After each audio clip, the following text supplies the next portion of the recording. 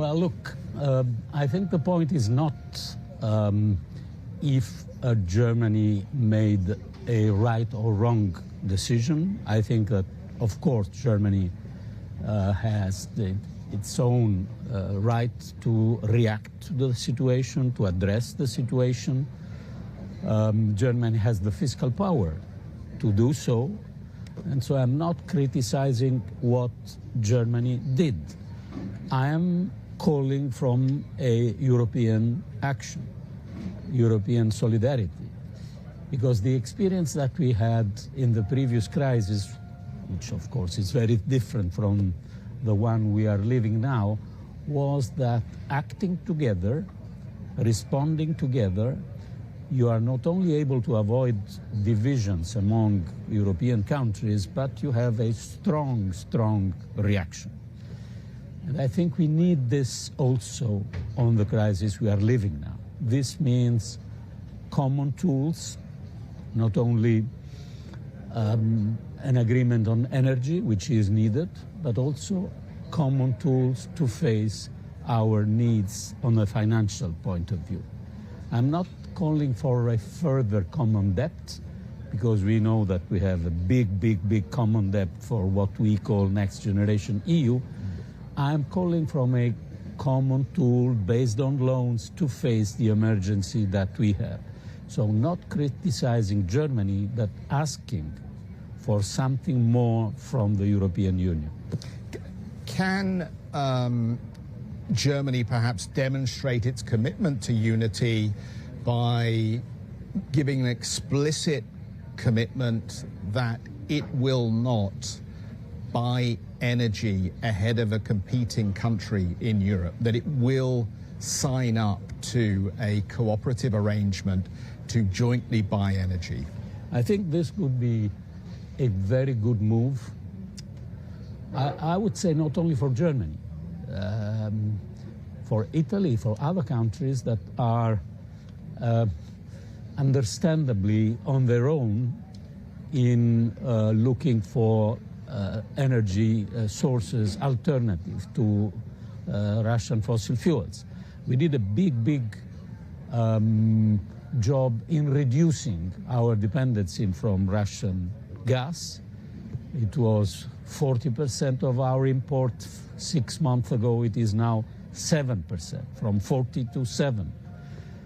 But I think we should do this together. Again, the turning point for the pandemic crisis was the common procurement of vaccine. Of course, energy is quite different. I'm not referring to existing contracts, very complicated. But for example, for further contracts, new contracts, having a common European platform, as the Commission is proposing, would be a solution. And we need, from this point of view, the availability of European countries, not only Germany. This is a large problem also for other countries.